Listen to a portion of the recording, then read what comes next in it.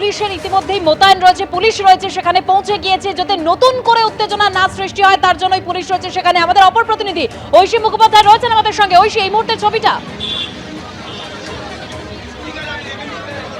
একেবারেই দেখো, বাইরে কিন্তু বিশাল পুলিশ বাহিনী, যাতে আর কোনো রকম উচ্ছৃঙ্খলতা বিশৃঙ্খলতা সৃষ্টি না হয় তার জন্যই কিন্তু পুলিশ স্বতঃপ্রণোদিতভাবে বাইরে এসে দাঁড়িয়েছে, যাতে ছাত্রছাত্রীদের মধ্যে কোনো সংঘর্ষ বেঁধে না যায়। বাইরের থেকে কেউ এসে এবিভিপি বা অন্যান্য রাজনৈতিক সংগঠনের লোকজন এসে ভিতরে প্রবেশ করার চেষ্টা না করেন, এবং তারই সঙ্গে যেভাবে তারা দরজার উপরে চেপে এই যে সরকারি সম্পত্তির উপর আক্রমণ করেছে, সেই আক্রমণাত্মক ঘটনা যাতে আর না ঘটে তার জন্যই কিন্তু এই মুহূর্তে পুলিশের একটা বিশাল বাহিনী বাইরে দাঁড়িয়ে রয়েছে। এবং ভিতরে দেখতে পাচ্ছ যে ছাত্রছাত্রীরা বাইরে বেরিয়েছিলেন তারা কিন্তু মিছিল করে এসে ভিতরে প্রবেশ করেছেন, তাই সেখানেও যাতে উত্তপ্ত পরিস্থিতির সৃষ্টি না হয় সেই কারণেই কিন্তু বাহিনী বাইরে মোতায়েন।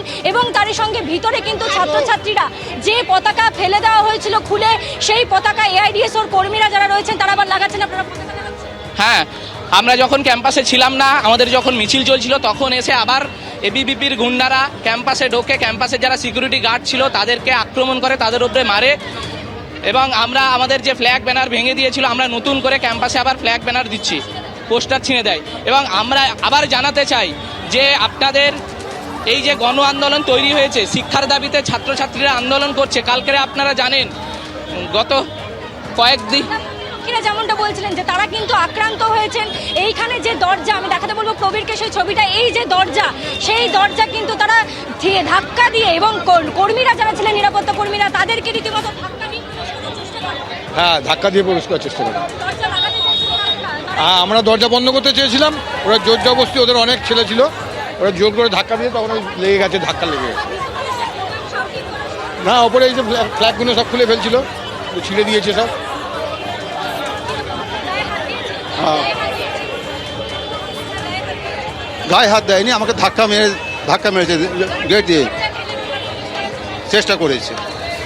দরজাটা যখন প্রতিরোধ করার চেষ্টা করেছে, ওরা তো অনেক ছিল, আমাদের 2-3 লোক ছিল, যখন দরজাটাকে বন্ধ করার চেষ্টা করেছে ওপাশ থেকে পুশ করেছে, এই দরজার যে ডিমগুলো এসে ধাক্কা খেয়েছে এখানে। যারা কর্মী সমর্থকেরা ছিলেন তারা 8B বাস স্ট্যান্ড থেকে যাদবপুর থানা পর্যন্ত মিছিলের কিন্তু কর্মসূচি নিয়েছিলেন।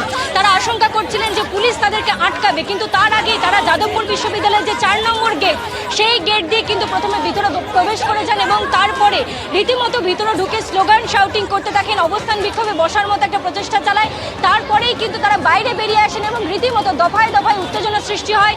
নিরাপত্তা রক্ষীদের ধাক্কা দিয়ে ভিতরে প্রবেশ করার চেষ্টা করেন, এবং এই বিশৃঙ্খল পরিস্থিতি দেখে যাদবপুর বিশ্ববিদ্যালয়ে যারা নিরাপত্তা রক্ষী রয়েছেন তারা কিন্তু এই যে দরজা 4 নম্বর গেট, সেই দরজা কিন্তু লাগিয়ে দেওয়ার চেষ্টা করেন, এবং তখনই তারা দরজা ধাক্কা দিয়ে ভিতরে প্রবেশ করার চেষ্টা করে। এখন কিন্তু পরিস্থিতি সামাল দেওয়ার জন্য যারা আসছেন উচ্ছৃঙ্খল বাহিনী, তাদেরকে ছত্রভঙ্গ করার জন্য বাইরে কিন্তু পুলিশ মোতায়েন করা হয়েছে। তুমি দেখতে পাচ্ছ যে এর আগেও আমরা দেখলাম র্যাব এসে উপস্থিত হয়েছিল, এখন কিন্তু ডিসি বিদিশা খালিতার নেতৃত্বে কিন্তু এখানে পুলিশ বাহিনী রয়েছে। রীতিমতো দেখা যাচ্ছে কলকাতা পুলিশের এক বিশাল বাহিনী বাইরে দাঁড়িয়ে রয়েছে।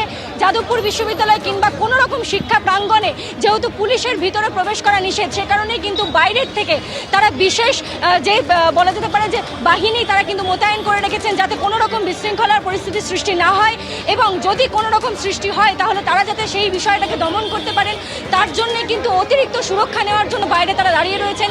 যেহেতু এখানকার ছাত্রছাত্রী যারা তারা কিন্তু মিছিল করে বাইরে গিয়েছিল, তাই এখানেও কিন্তু বিপুল সংখ্যক পড়ুয়ারা রয়েছেন, তাই তাদেরও মধ্যে যাতে বাইরে অন্য কোনো ছাত্র সংগঠনের সঙ্গে সংঘর্ষে তারা জড়িয়ে না পড়েন তার জন্যই কিন্তু বিশেষ ব্যবস্থা গ্রহণ করেছে যাদবপুর থানা। তারা কিন্তু বাইরে পুলিশ মোতায়েন করেছে, এবং ভিতরে কিন্তু পড়ুয়ারা মিছিল করে এসে এখন তারা দাঁড়িয়ে রয়েছেন।